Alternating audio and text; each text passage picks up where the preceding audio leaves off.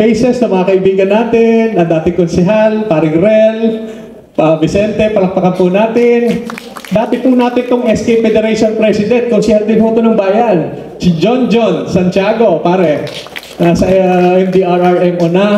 Sa lahat po ng mga nandirito, mga si SK, nakita ko kanina, ng mga scouts, mga from the teaching force, I see teachers, nandito, palakpakan nga natin, mga teachers natin, nakita ko mga teachers sa likod.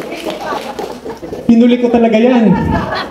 At syempre ho, ito ho talagang kapitan pa lang ho at wala pa ho sa pwesto, katulong na ho namin, kapamilya na rin ho namin.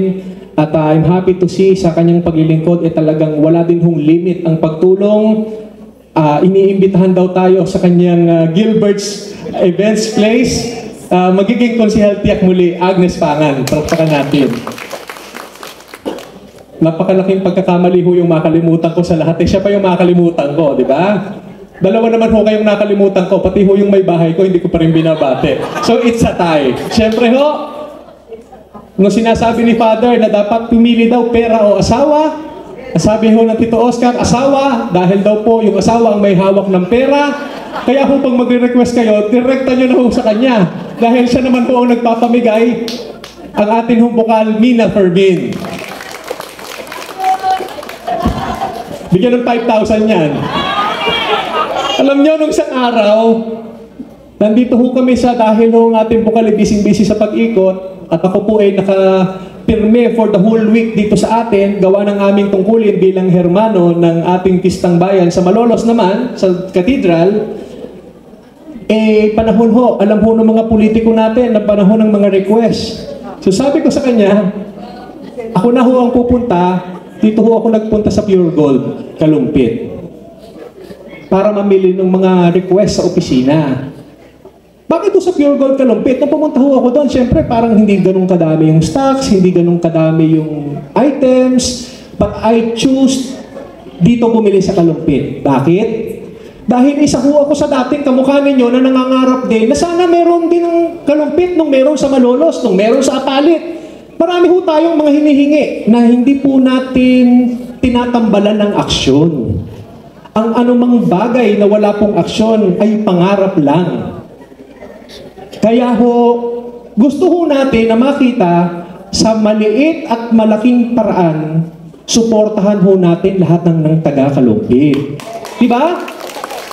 Pag wala hong bibili dyan, sa susunod na mga buwan, magsasara na rin ho yan. Tama? Kasi ho, sino ho ang inaasahang tatangkilik? Bakit sila nagtayo rito? Yung mga taga-Kalumpit. Kaya pag tayo po mismo, doon pa rin bibili sa Malolos, doon pa rin bibili sa Apalit, ay pinapalampas po natin ng pagkakataong dumami sila dito sa ating bayan. Gaya ng pinapangarap natin sa palengkeng ito. Siguro ho alam natin, hindi na ho kami magpapaliwanag, taga rito ho tayong lahat, di po ba? Alam natin ang pangangailangan. Kami ho, lumaki ho sa tabi ng lumang palengke, doon, sa poblasyon. Kaya ho, alam natin kung papaanong ang mga namumuhunan, ang mga nagtitinda, pinapaikot yung kanilahong mga paninda. Pangkaraniwang naririnig, sasabihin natin, mas mahal ang paninda sa Kalumpit. Kasi humahango lamang dito sa mga katabing bayan. Alam niyo ho, kung may diferensya ho ng piso, 2 piso, na masahe tayo ng mas malayo, pero dito kayo bumili, yun hong 2 piso, hindi ho natin ikakahirap, pero ho ikakatatag ng ekonomiya ng bayang ito. Yan ang gusto natin ipanawagan sa pagkakataong ito, na sana ho, sa maliit na paraan, nagsisimula po ang direksyon, nakikita na po natin ang pagbukang liwayway, sabayan po natin ang aksyon. Tulungan po natin at dito pong pagsuporta natin hindi naman ho gawaing politika lang. Ang pagsuporta natin tungkulin ng bawat isang taga-Kalumpit sapagkat kailanman at hindi sa susunod pang mga panahon, ito ang tamang panahon para makita natin ang mga matagal na nating hinahanap ang pagdating ng commercialization sa bayang ito. Marami na ho ng dati gusto lamang ho natin kumain ng Jollibee at McDo. Ngayon ho, napakadami na, magkaka-KFC pa, na masarap din. Diba? Magkakamang inasal. O, magkakaroon may mga bangko. And sa bawat entity na magbubukas, ay magdadala ng maraming trabaho para sa atin. Ang pag-unlad po ay hindi overtime. We cannot do it overnight. Rather, it's not overnight. Pero, slowly, we're getting there.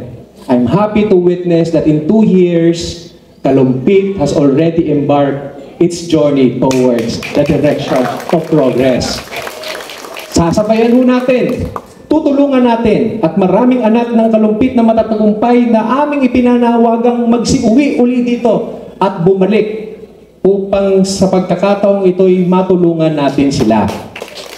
Sa ating hong mga panguluhan ng TODA, siguro ho maipagmamalaki natin, palakpakan nga po natin ang YUCA-TODA, mga pangulo ng ating tricycle operator sa Drivers Association. Welcome sa bago niyong tahanan. Nung konsehal ho ako, marami tayong resolusyon, pinagbawal sa highway, pinagbawal sa kanto, yung mga pinagpaparadahan ninyo na hindi naman natin ari o privately owned, pag bigla hong sinabi ng may-aring alis kayo dyan, mawawala ho ang mga tricycle. Dumadami ang bilang ng tricycle, hindi ho natin mapigilan. Ngayon ho, unti-unti inoorganisa. Sa pamamagitan ng pagkakaroon ng bahay na ito, hindi lamang ho ito isang istruktura. Ito po ang magiging tahanan natin at panghabang buhay na sagisag ng pagpapahalaga sa transport group ng Kalumpit.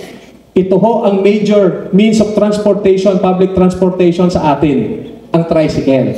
Kaya ho sana, gayon din sa ating mga miyembro, ang aming panawagan, kayo naman din ho ang humingi ng pakikiisa nila at kooperasyon para sumunod sa mga alituntunin na nais po nating gawin dito po sa ating minamahal na bayan. At sa huli, ang aming pong pangarap na makitang ang Kalumpit ay mapabilang at magamit ang full potential, i-maximize po natin. Kaya nating mas maunlad at mas magaling kaysa sa Hagunoy. Kaya nating maungusan kahit po ang pag-develop ng bagong airport sa Bulacan-Bulacan. Dahil tayo ho ang bayan na nandito mismo sa growth area. Nasa atin po ang MacArthur Highway. Nandiyan na po ang railway system. Sasabayan na lang ho natin ng tangkilik.